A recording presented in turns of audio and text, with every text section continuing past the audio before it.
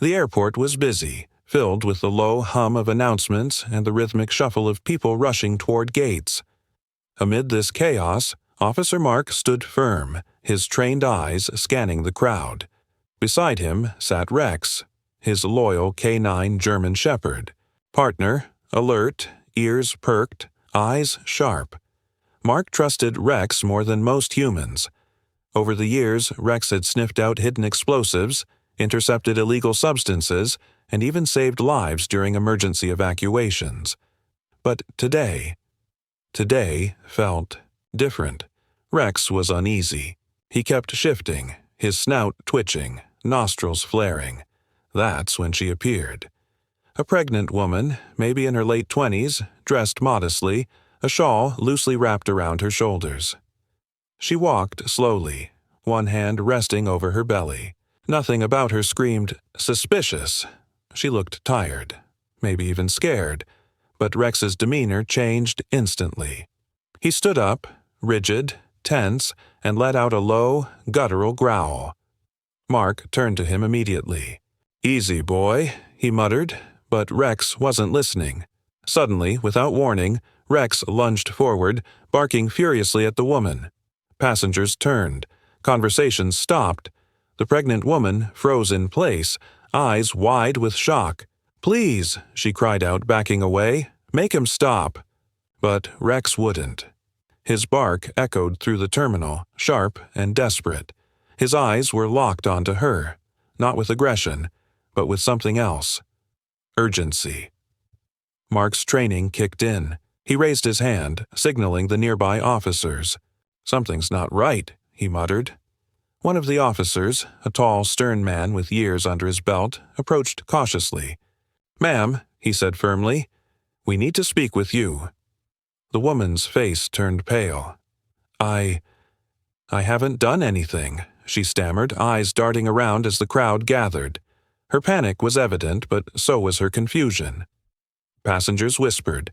Some pulled out phones. Others simply stared, frozen in curiosity and fear. Mark watched everything carefully. He trusted Rex's instincts. They hadn't failed him before. The dog had been trained to detect hidden threats, drugs, weapons, explosives. But this felt personal, urgent. Life or death. The woman stepped back again, clutching her belly protectively. "I swear," she whispered, almost pleading. "I don't know what's going on." Still, Rex barked louder, then began growling, his entire body tense, coiled like a spring. Mark looked at his partner, then back at the woman. His gut twisted. "Escort her for further screening," he ordered quietly. Two uniformed officers approached, gently guiding the woman away. She didn't resist, but her eyes were brimming with fear. Mark followed closely, Rex right at his side. The German shepherd's attention never shifted, his tail stiff, his breathing shallow. They entered the private screening area. One officer began searching the woman's small handbag, while another prepped the body scanner. "Do you have any medical conditions we should be aware of?" a female officer asked gently. The woman shook her head. "No, just 7 months pregnant," she whispered, her voice quivering. Meanwhile, Rex was outside the room, pacing, whining, scratching at the door. Mark frowned. He had never seen Rex act like this. It wasn't aggression. It was desperation. Inside, the tension hung thick. The woman sat down slowly, hands trembling, murmuring prayers under her breath. And then, everything changed. Her eyes widened suddenly and a sharp gasp escaped her lips. She doubled over, clutching her stomach. Something was wrong. Her breathing quickened, face contorted in pain. Something's wrong," she whispered. "Please, help me. My baby. Get medical assistance now," Mark snapped at the nearest officer. The woman's legs buckled. She collapsed into the chair, groaning, sweat forming on her forehead. One arm gripped the chair, the other held her belly, her lips shaking in terror. Outside, Rex began barking wildly again, clawing at the door, more frantic than ever. Mark's heart pounded. This wasn't an act. This wasn't a trick. Something was happening. The search officer backed away from her belongings, shaken. "Is she going into labor?" "No. No," she cried, gasping. "It's too early. It's not time yet." Her voice cracked. Tears rolled down her cheeks. Within seconds, paramedics burst into the room, pushing aside security. One dropped to his knees beside her, pulling out equipment. "Ma'am, stay with me," he said firmly, checking her pulse. "We're taking you to a hospital. Now." As they began preparations, Rex pushed into the room, eyes locked on the woman. He let out a low whimper, pacing in a circle, then suddenly sat, rigid, focused, alert. His nose pointed directly at her abdomen.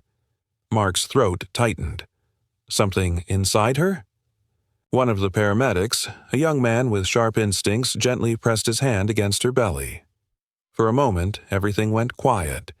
Then, he froze. "This isn't just labor," he muttered. "Something else is going on. Something internal." The pregnant woman moaned in agony, shaking her head slowly. "Please, just save my baby." Mark stood frozen, a chill running through him. And in that moment, he knew. Rex hadn't been trying to attack her, he'd been trying to warn them before it was too late. The ambulance siren howled through the city, cutting through traffic, like a razor. Inside, the pregnant woman lay strapped to a gurney, her breaths shallow, her skin pale, and her hands trembling. Officer Mark sat beside her, eyes glued to Rex, who had refused to leave her side. Even in the tight space of the ambulance, Rex stayed low but alert. His eyes flicked between the woman and her swollen belly, ears twitching at every whimper she made. Mark couldn't shake the feeling in his gut. Rex had never been wrong, and if the dog had barked that way, not at her, but for her, then something far darker might be unfolding. The woman's eyes fluttered open, locking with Mark's. Why is your dog acting like that?" she asked weakly. Mark hesitated. "You tell me," he said gently. "What's really going on with that baby?" Tears welled in her eyes. Her lips quivered as if words hovered just behind them. But she couldn't release them. The paramedic adjusted her oxygen mask and leaned toward Mark. "She's in distress. The baby's heartbeat is irregular. We need a full scan." The hospital was ready the moment the ambulance screeched to a halt. Doctors, nurses, and technicians swarmed her stretcher, wheeling her away like a crashing wave. Mark started to follow, so did Rex, but a nurse held out her hand. "Only family." "I'm law enforcement," Mark said firmly. "The dog stays." The nurse hesitated, noticing the intensity in Rex's eyes, then slowly nodded. They rushed into a dimly lit ultrasound room. The technician, a woman in her 40s with years of experience, quickly applied the gel and pressed the probe against the woman's abdomen. What appeared on the monitor made her eyes narrow. She pressed again, shifted the wand, then froze. Mark watched her expression tighten, her breath catch. Something was wrong. He could see it. Even Rex's body had stiffened. The dog let out a low growl, not threatening, but sensing, knowing. The technician turned to the doctor. "Get radiology, now. We need a full-body scan immediately." The doctor frowned. "Why?" There's something unusual near the fetus." Mark leaned forward. "Unusual how?" The technician looked up slowly. "It's not just the baby in there." The words hit like a punch. The room fell silent except for the beeping. Monitors. Within minutes, they wheeled the woman to an emergency MRI suite. The nurses tried to calm her down, but her panic was rising. "Please," she cried, gripping Mark's hand. "You have to believe me. I didn't know. I didn't know what they were doing." Mark's voice was low. "Who's they?" But the gurney rolled away before she could answer. Rex stood frozen outside the MRI suite, eyes locked on the glass wall, pacing like he was waiting for something to explode. Inside the scanning room, images began to appear. And what they showed. The radiologist whispered under his breath, "My God." There was a small foreign object lodged near the womb, carefully hidden, almost surgically, placed, shielded in a plastic casing designed to avoid detection, but not from a K9's nose. It wasn't a medical device. It wasn't anything that belonged inside a human body. It was a container. A tiny, tightly sealed, foreign container, the kind used to smuggle contraband, or worse, explosives. "Is it active?" the doctor whispered. "We don't know, but if it ruptures during labor, it could kill both of them, and maybe more." The shock hit like lightning. Rex barked sharply, the sound slicing through the hallway like a warning bell. Mark's blood turned cold. The pregnant woman had unknowingly become a living container. A human time bomb. The team moved swiftly. "Prep her for emergency extraction," the surgeon barked. "No delay." Mark stormed into the room as Rex circled behind him. "Was she forced into this?" Mark asked the attending nurse. The woman, who had been whispering prayers, finally broke down. "They used me," she sobbed. "They said if I didn't carry it, they'd kill my family. I thought I was just transporting something small. I never knew it was this." Mark's fists clenched. "Who are they?" She looked up slowly.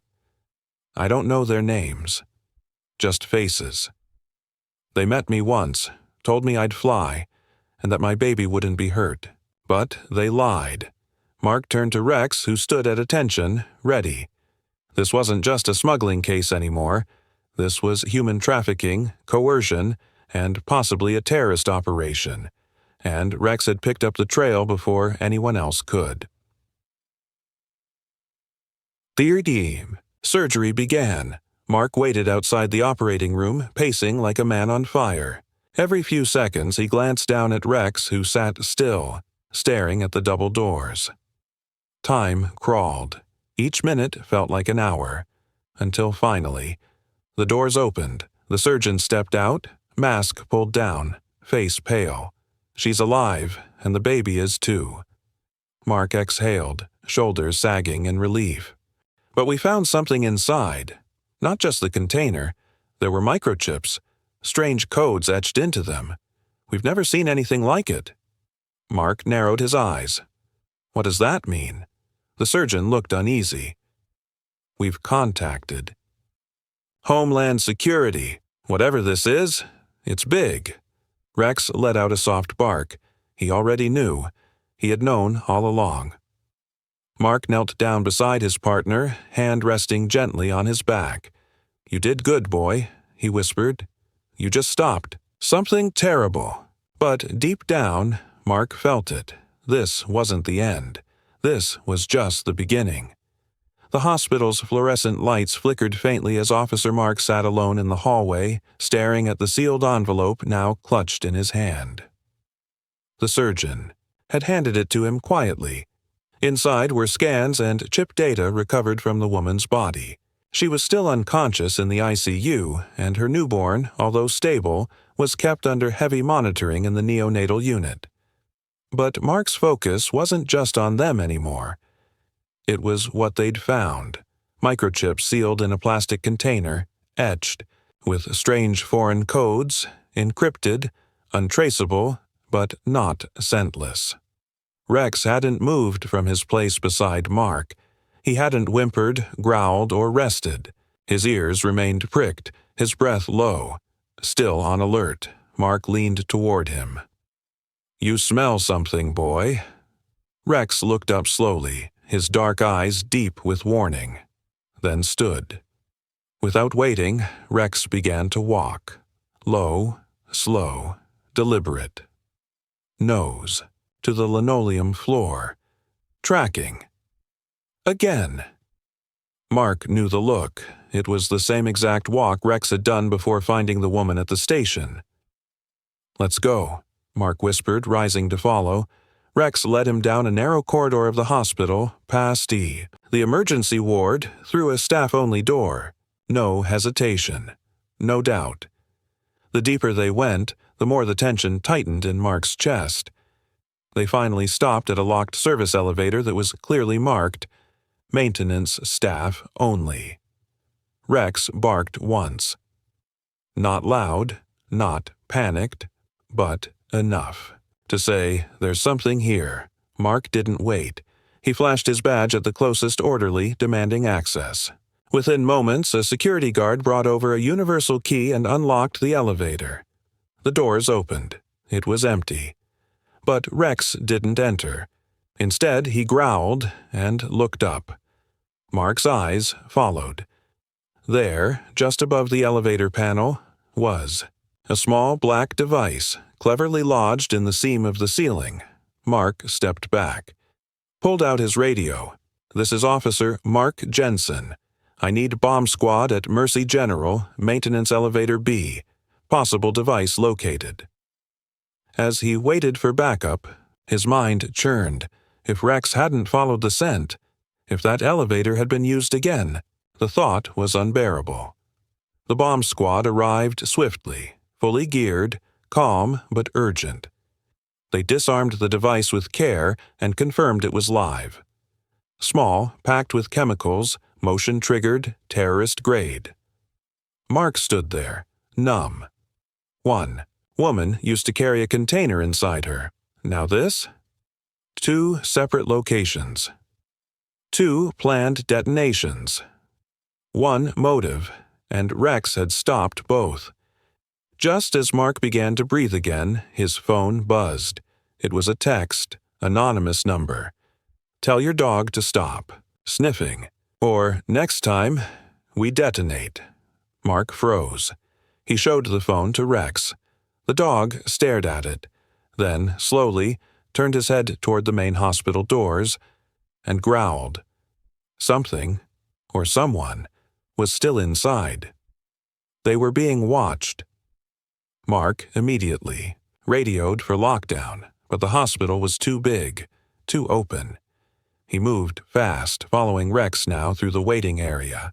People stood, some cried. Nurses rushed by. Patients sat hunched in corners. And then Rex stopped. His head snapped toward a man by the vending machine. Ordinary, calm.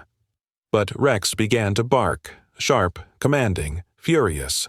Mark drew his weapon. "Hands up, now!" The man froze. But he didn't look scared. He smiled. A cold, detached smile. Mark moved in, cuffed him with practiced speed, and radioed for backup. They found a silencer-equipped weapon on the man, a forged badge, and under his coat. A hospital map, marked with red ink. The ICU was circled. So was the maternity ward. So was the woman. Mark's heart stopped. This wasn't random.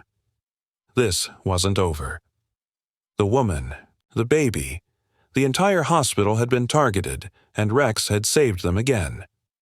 The man was dragged to an interrogation room within the hospital security office. Mark didn't ask questions. He just watched from behind the glass. The suspect didn't talk, didn't flinch, didn't even ask for a lawyer, just stared at Rex through the glass like he'd seen a ghost. "You can't protect all of them," he said coldly. Mark leaned closer to the mic. "I don't need to. He will."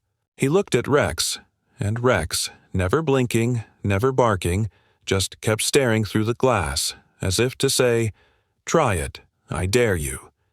Back at the ICU, the woman was slowly waking up. Tears rolled down her cheeks when she saw her baby safe in the incubator, and then she saw Rex, the K-9 who had barked not to scare her, but to save her. She whispered, "Thank you." But Mark already knew. They were now a part of something much bigger. The microchips, the detonator, the network. It wasn't over.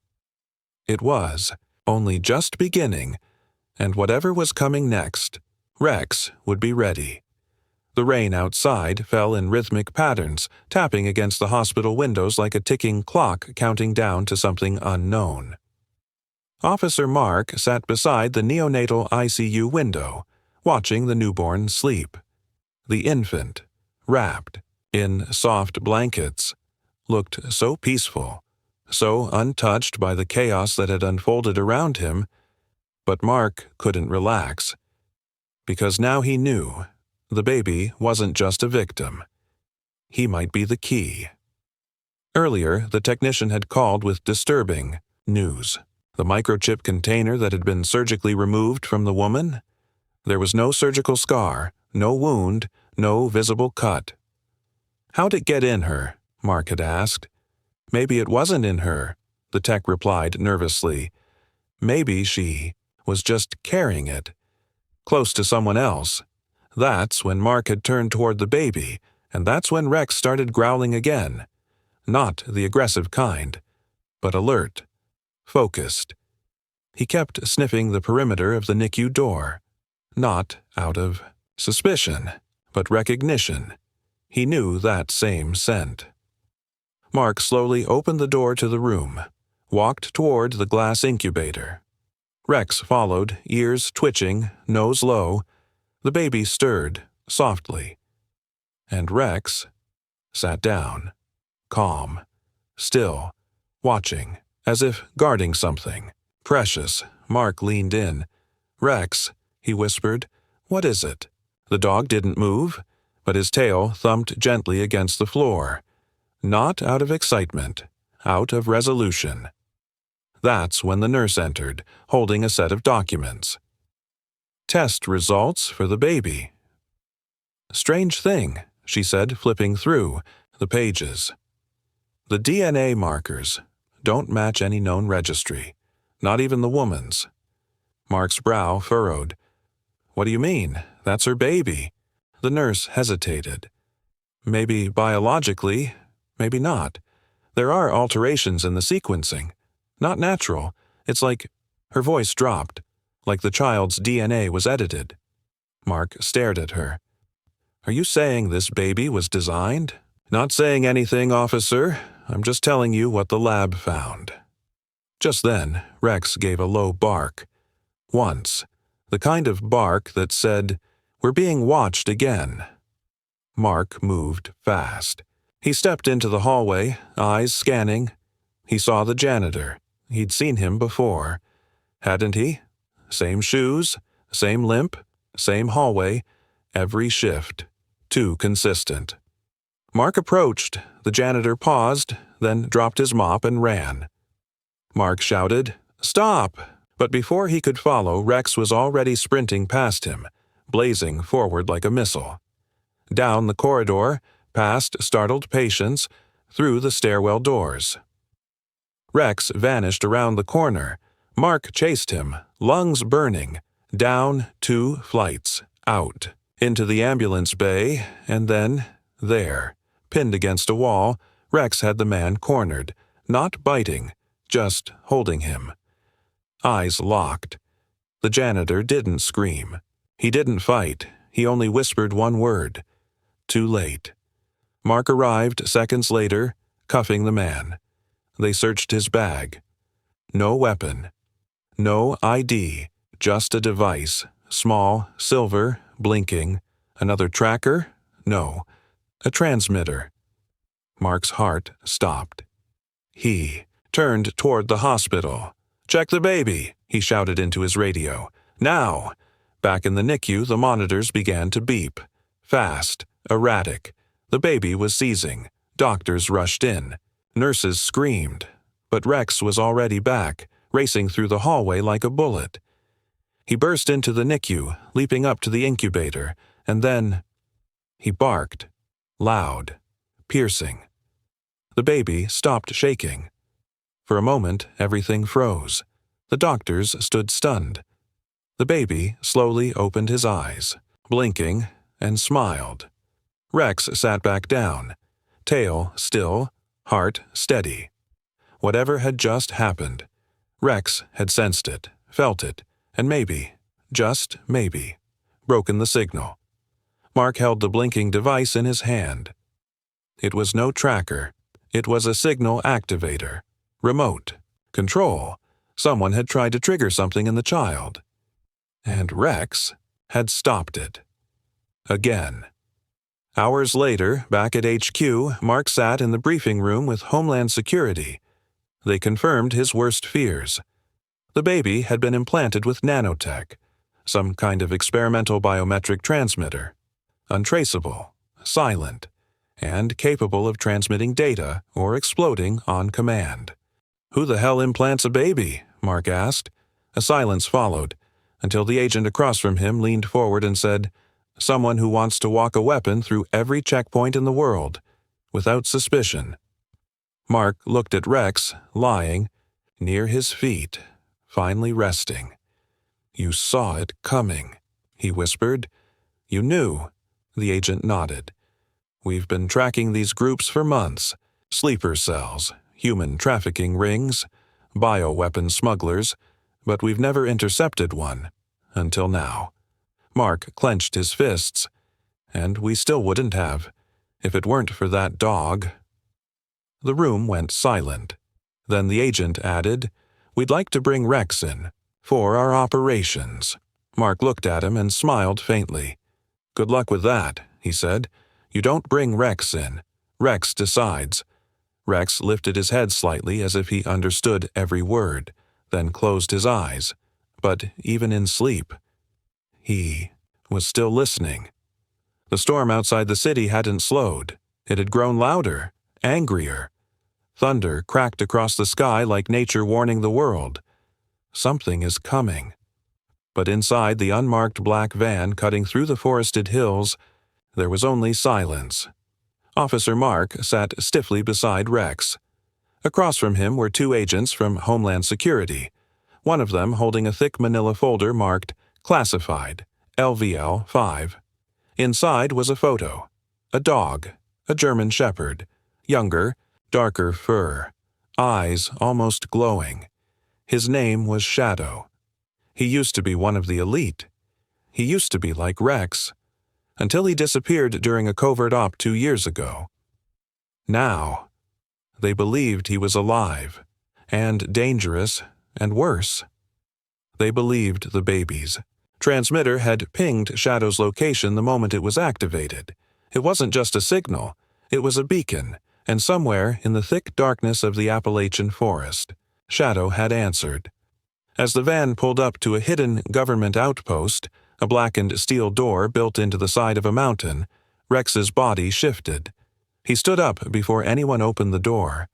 He sniffed once, then let out a low growl. Mark put a hand on his back. "You sense it too, don't you?" Rex didn't growl again. He simply stared at the steel, unblinking, like he was preparing to meet someone from his past. Inside the facility, the air was cold, artificial, sterile. Rows of metal crates lined the hallway, each marked with ID codes and biological hazard symbols. Down a corridor, they passed through 5 security checkpoints before reaching the observation lab. There, on a massive screen, was footage. Shadow, caught on a motion sensor camera just 3 days earlier. In the frame, he wasn't alone.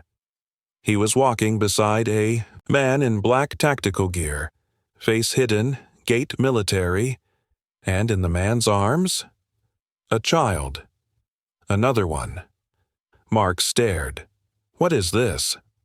One of the agents replied, "That man is known as Griffin, ex-Black Ops, went dark 5 years ago. We believe he's been using rogue K9 units, like Shadow, for transport, surveillance, even assassinations." "And the children?" Mark asked, his voice low. The agent hesitated. "We believe they've been altered. Same biotech as the baby. We found. Engineered for smuggling data. Codes, locations, maybe worse." "And Rex?" Mark said, turning toward the shepherd now staring straight at the footage. The agent looked at Rex solemnly. "He's the last of the originals who didn't." "Turn." Mark's chest tightened. Rex wasn't just a tracker, He was the final line between order and chaos. The last soldier who still believed in something good. But even he had limits. Because what happened next, even Rex didn't expect it. Hours later, the team moved out, tracking Shadow's last known location using heat signatures and motion triggers. Across the forest valley, Rex led the charge, not barking, not rushing, but moving with purpose. Mark followed closely, every step calculated, until Rex stopped.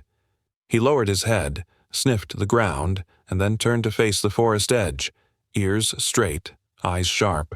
Mark raised his weapon. "What is it?" Then the forest answered, a howl, low, broken, mechanical. Rex stiffened. From the trees, Shadow emerged. He looked like a mirror image of Rex, but leaner, colder. His right eye flickered red. An implant. Shadow didn't growl. He didn't bark. He just walked, calmly, toward Rex.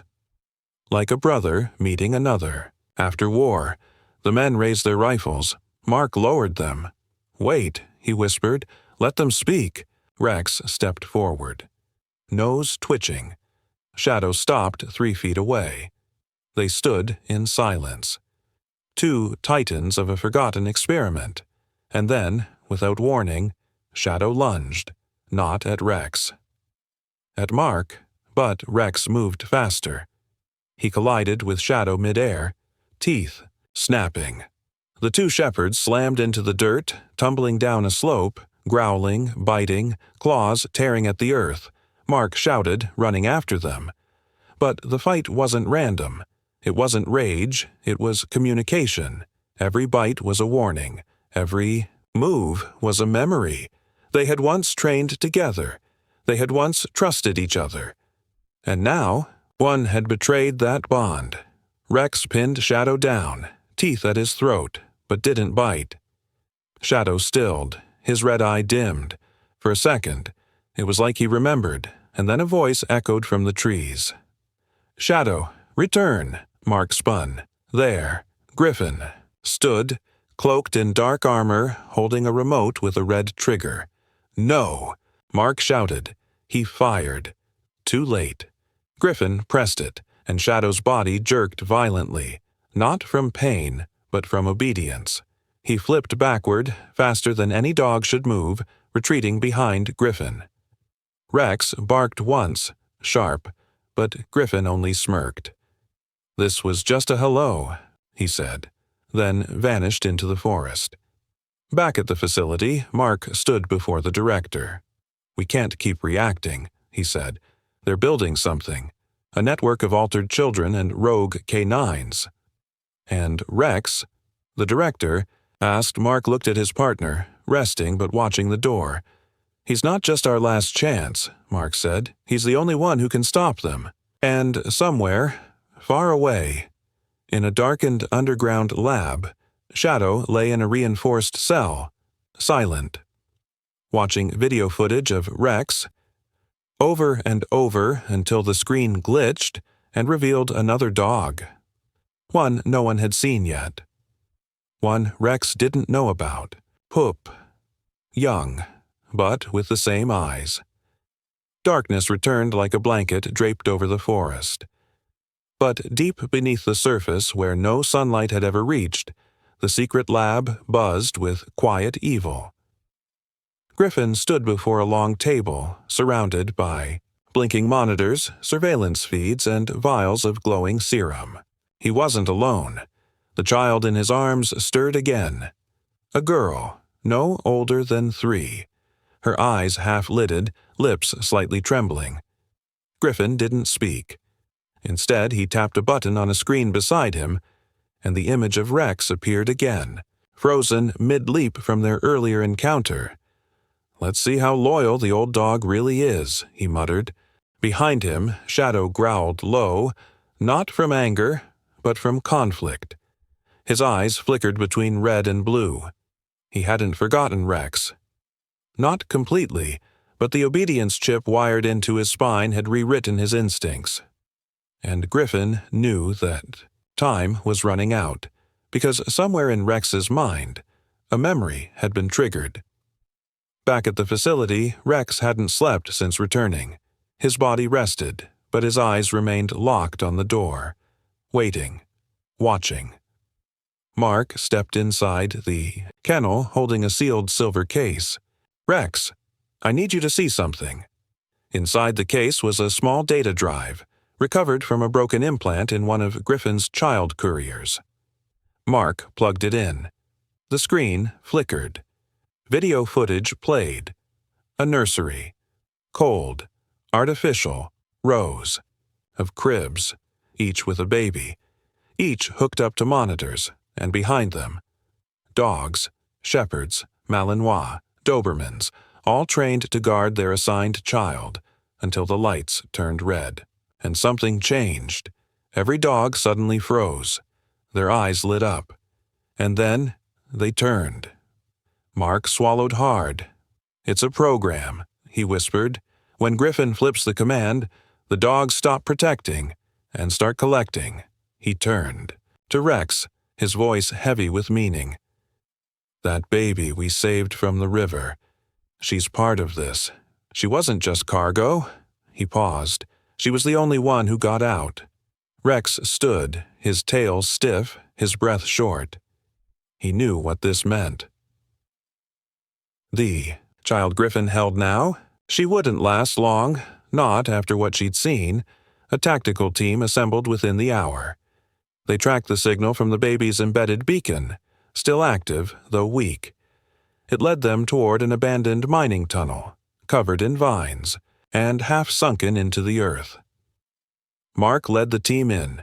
Rex pushed ahead, nose to the dirt, ears flicking with every sound, and then he stopped, one paw lifted. Mark whispered, "Trap?" Rex didn't move. He just stared, then barked. Once. Loud. Sharp, and before anyone could react. Boom. The tunnel behind them collapsed, sealing off the exit. Mark turned, coughing through the dust. "We've been funneled." From the shadows, a speaker crackled to life. Griffin's voice. "So predictable, officer. You always chase the bark." Then, silence. But the silence was not empty. A sound echoed through the tunnel. A baby's cry. Rex whipped his head left, then bolted forward, ignoring Mark's call. They reached a clearing inside the tunnel, a makeshift nursery built in the way. Bones of the mine. One crib, one child. A girl, her face pale, lips blue, crying faintly, and standing beside her was Shadow. Rex slowed. They stared at each other again, two warriors who had once shared water, commands, and trust. Shadow didn't move. Then he did something unexpected. He stepped aside. Rex froze. Was it a trick? Mark didn't wait. He rushed forward, picked up the child. "She's freezing.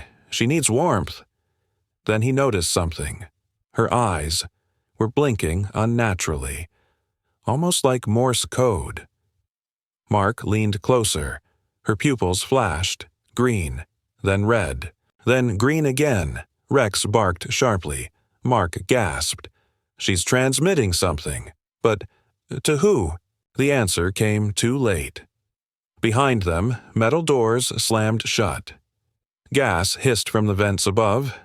Griffin's voice returned. "You took my first messenger. Now watch what happens when you steal another." But again, something unexpected occurred. Shadow stepped between the gas vents and Rex. He looked back, at Rex, then down at the baby, and in a moment of something not programmed, he opened his mouth and barked a sequence. Two short, one long, three short. Mark stared. "He's repeating the baby's signal." Rex responded, matching bark for bark. Mark realized it then. It's a code, and only they can hear it. The dogs weren't just guards anymore. They were translators. And now, they were talking. Outside, the facility scrambled. The gas trap had been activated. The only way in was through an old mine shaft, but it was rigged. Then, Rex's tracking signal changed. It began blinking in that same Morse pattern. Green, red, green, red. The command center picked it up. It's not just a signal. The director said, "It's coordinates." "But coordinates to what?" an agent asked. The director narrowed her eyes. "To the original site, the one we erased." Inside the chamber, Mark's vision blurred, but Rex kept barking. Shadow did too, and the baby finally stopped crying. Her eyes blinked one last code. "Help me get home." Mark collapsed. Rex growled. Shadow turned, his body shaking. He lunged at the vent and tore it apart with brutal force. The gas hissed out. Air cleared. Rex leapt to Mark's side, nudging him. Alive, but barely. Shadow limped over to the baby, curled protectively around her, and for the first time in years, he closed his eyes without fear. But it wasn't over. Because in the control room, hundreds of miles away, Griffin watched it all unfold. His hand hovered over a red button labeled, "Awaken the Others." The storm outside Griffin's mountain facility howled like a prophecy. Wind battered the antenna, but deep inside, beneath layers of concrete and surveillance, Griffin stood frozen before the command panel. "Awaken the Others." His finger hovered over the red button. Hundreds of dog icons blinked on the map before him. Every one of them marked a sleeper. In shelters, in homes, some in police kennels, some adopted into loving families, but every one of them. Implanted Griffin muttered, "They'll never trace it back to me." And just as his fingertip brushed the trigger, a voice behind him growled. Not a human one. It was Rex. Bleeding, mud-soaked, limping, but alive, and behind him, Shadow. One eye swollen shut, jaw trembling, but he had returned. Griffin spun around. "No, you were buried alive." Rex's eyes narrowed, and without a sound, he leapt. The control room exploded into chaos. Rex tackled Griffin to the ground, jaws snapping inches from his neck. But Griffin had one last card. He reached into his coat and pulled out a handheld remote. "Obey." He pressed the button. A shrill beep pulsed through the air. Rex froze. He twitched. The microchip in his spine lit up. His pupils dilated. Mark, dragging himself into the room, screamed, "No! Rex, fight it!" But it was Shadow who acted. He bit the remote, sank his teeth deep until the metal crunched. The light in Rex's eyes faded. He gasped and then turned to Griffin, snarled, and barked. Not a mindless sound, a code, a command. The same one the baby had sent. Only this time, it reached. Beyond the facility, across the country, K9 units in kennels suddenly stood alert. Adopted dogs lifted their heads from porches. Shelter pups stared into the night. The signal traveled silently, and where the red signal had once lived, a new one blinked. Green, green, blue. Mark's voice echoed through the radio. Code harmony, execute override, loyalty protocol, activate. And in that instant, they remembered their training, their missions, their families, one by one. The sleeper dogs turned on their handlers, not out of malice, but to protect. Meanwhile, Rex and Shadow circled Griffin. The villain staggered to his feet, coughing. "You think this changes anything?" he sneered. "You're just animals." Mark stepped forward. "No, they're more than that." He tossed Griffin a crumpled file, retrieved from a locked drawer. A birth certificate. It read, Name, Lila Freeman. Mother, Eve Freeman. Father, Lieutenant Marcus Freeman. Griffin's expression twisted. Mark said quietly, The baby you tried to drown. The one Rex saved. She's my niece. And your plan, your whole operation, falls apart when she lives. He nodded at Rex. Finish it. But Rex didn't. Attack. Instead, he walked to the control panel, placed a paw on the button labeled Erase All. He pressed it. The monitors glitched. The programs began wiping themselves. Every command, every sleeper chip. Gone.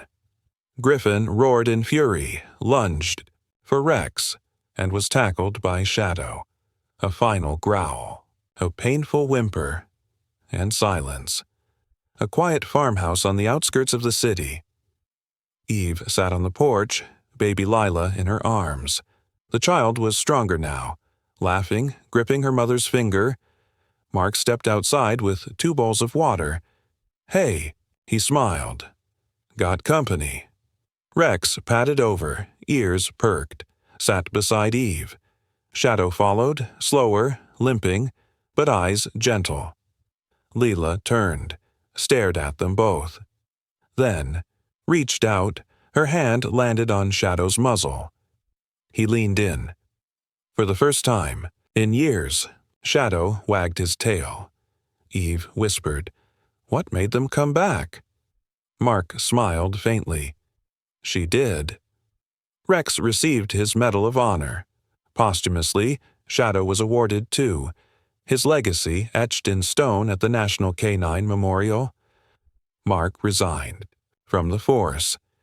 He had a new mission now, rebuilding trust, healing dogs broken by Griffin's nightmare, and raising Lila, who, at night, often sat beside Rex and Shadow, babbling softly, as if speaking in their secret code. Lila, now age 5, stood in a school hallway beside Rex. A boy pointed at her and laughed. "Your dog's weird. He never barks." Lila smiled, patting Rex's head. Then she whispered in his ear. Rex barked. Short, short, long. Shadow barked too, from across the yard. Every dog in the playground turned to look, then wagged their tails. The teacher gasped. "What was that?" Lila smiled brightly. "Oh, that was just his way of saying, 'I'll protect her forever.'"